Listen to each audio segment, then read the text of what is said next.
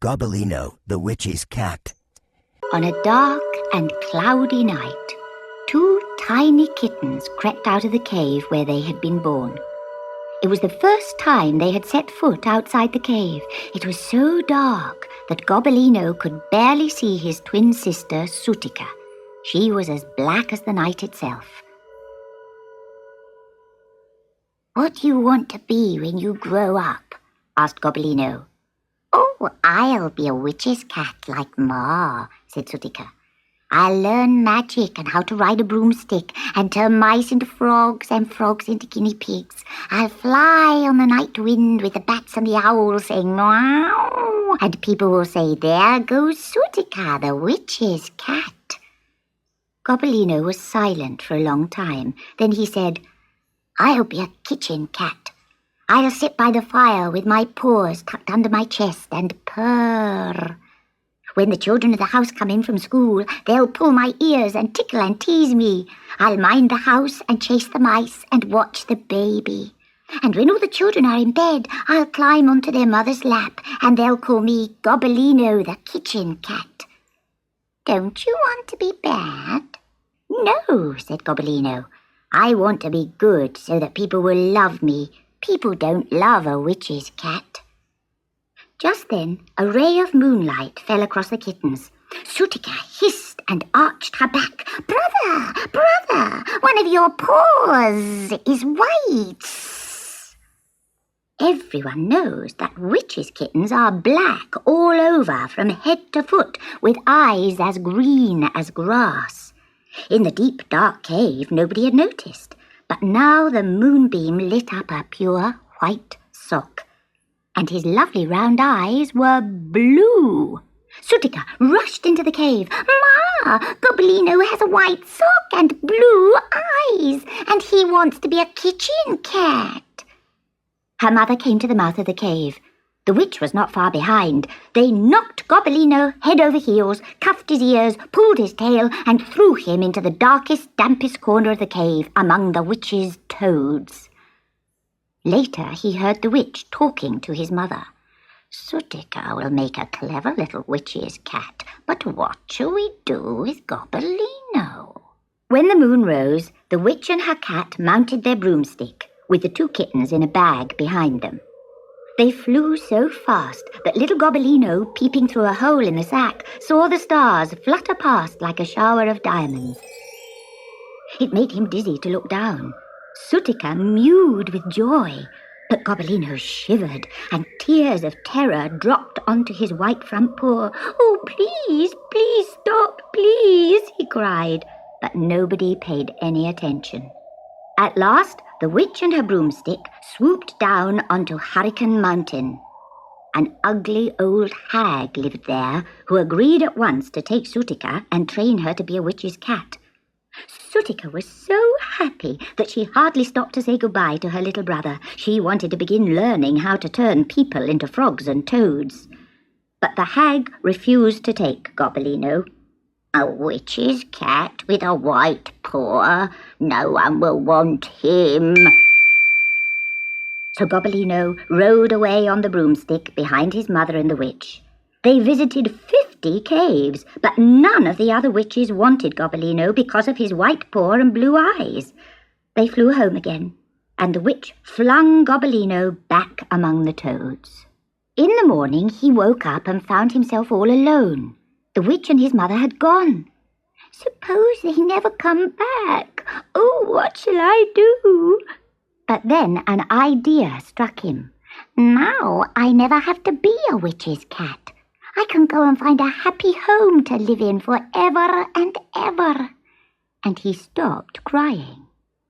The witch's cave was on the edge of a forest, not far from a river.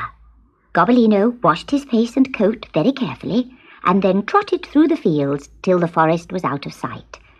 In front of him was the bubbling river, with bright fishes in it that made his mouth water.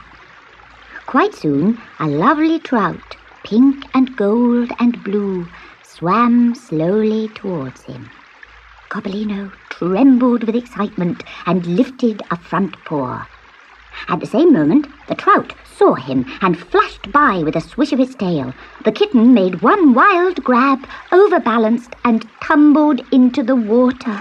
There was a terrible splash. Then he began to swim, as only a witch's cat can. He swam and swam as the river carried him far from the cave where he was born. He swam until the river ran into farmland. Some children were playing on the bank. "Look, look," they shouted. "There's a kitten out there in the water." "He'll drown," cried one of the girls. "Quick, quick, get him out." The boys ran to the bank with a stick and fished Gobbolino out, dripping wet. "What bright blue eyes! He's got 3 black paws and 1 pure white." The children took Gobbolino home to the farm to show him to their mother. And it had the kind of kitchen little Gobbolino had dreamed of. There were bright pans on the shelves, a blazing fire, and a baby in a cradle. "Wow, what a lucky cat I am," Gobbolino thought. "Now I can settle down and be a kitchen cat forever." The farmer's wife took Gobbolino on her lap and wiped his wet fur with a warm cloth. "Now, where do you come from, little cat? How did you come to fall in the river? You might been drowned." "Wow." When his fur was dry, the farmer's wife gave him a drink of warm milk. And when she went to milk the cows, he played with the children. Every witch's kitten knows all sorts of tricks, and though Gobbolino wanted to be a kitchen cat, he knew them all.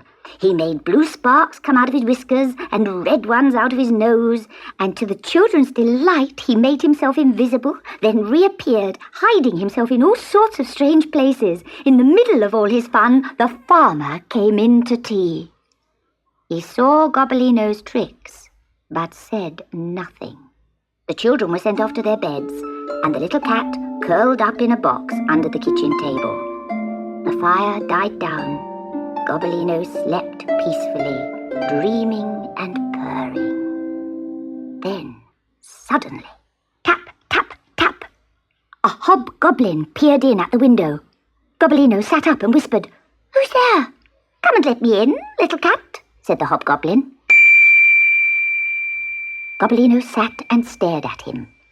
"What a lovely kitchen! What bright dishes! What a pretty cradle! What a warm fire! Won't you let me come in?" But Gobbolino only sat and stared at him. The hobgoblin began to rattle at the window. "You kitchen cats are all the same. Look at you, all warm and safe. Look at me, lonely and cold outside."